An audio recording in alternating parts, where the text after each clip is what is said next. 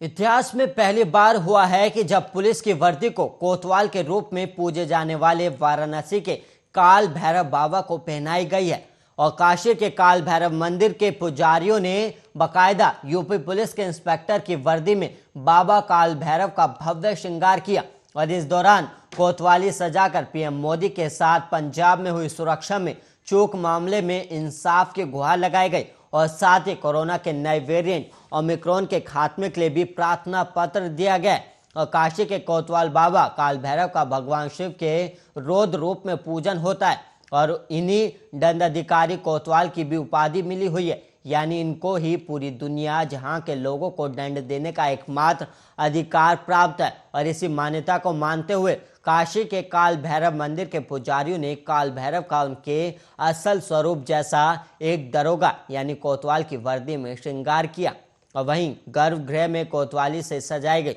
और बाकायदा बाबा के आगे एक टेबल, कागज, कलम,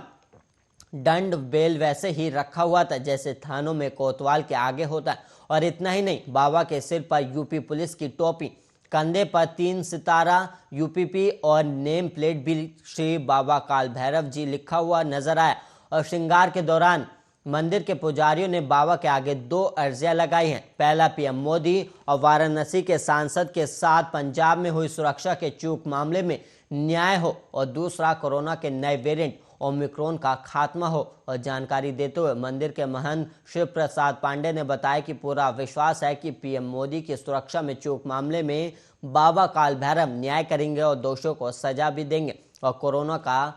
समाप्त भी करेंगे।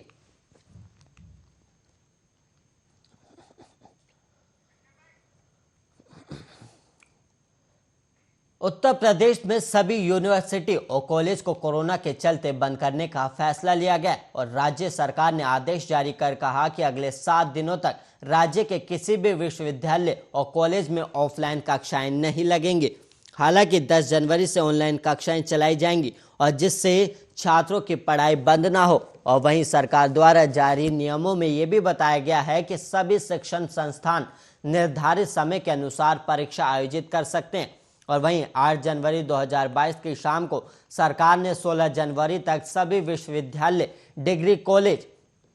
और उच्च शिक्षा संस्थान बंद कर दिए और अब इन संस्थानों में छात्रों को ऑनलाइन पढ़ाया जाएगा और ये आदेश सरकारी और निजी विश्वविद्यालयों और उनसे संबद्ध कॉलेजों पर लागू होगा। और इससे पहले कक्षा 10वीं और 12वीं तक के स्कूल 16 जनवरी तक बंद कर दिए गए हैं और इन्हीं की ऑनलाइन पढ़ाई भी चल रही है। हालांकि 11वीं और 12वीं की कक्षा के छात्र सिर्फ कोरोना टीकाकरण के लिए स्कूल जा सकेंगे। और उच्च शिक्षा सचिव शमीम अहमद खान ने 8 जनवरी 2022 की शाम एक आदेश जारी करते हुए ये जानकारी दी थी कि यूपी उच्च शिक्षा विभाग के अंतर्गत आने वाले सभी राज्यों, निजी विश्वविद्यालयों और उनसे संबद्ध कॉलेजों और अन्य उच्च शिक्षा संस्थानों को एहतियात के तौर पर 10 से 16 जनवरी 2022 तक ऑफलाइन रूप से बंद रहेंगे और वहीं 10 जनवरी से ऑनलाइन कक्षाएं जारी रहेंगी।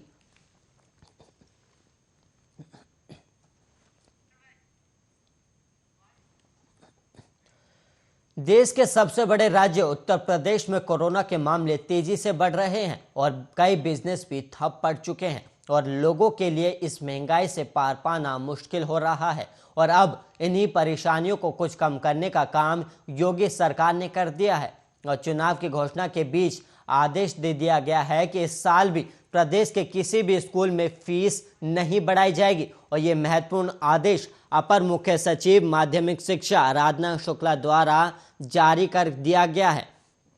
और ये साफ कहा गया है कि सभी बोर्ड के स्कूलों में शैक्षणिक सत्र 2022 से 23 में भी कोई फीस बढ़ोतरी नहीं की जाएगी। और पिछले 2 साल से लगातार निजी स्कूलों और दूसरे बोर्ड वाले स्कूलों को फीस नहीं बढ़ाने की निर्देश दिए गए थे। अब एक बार फिर राज्य सरकार ने पेरेंट्स को राहत देने का काम किया है और सरकार का यह फैसला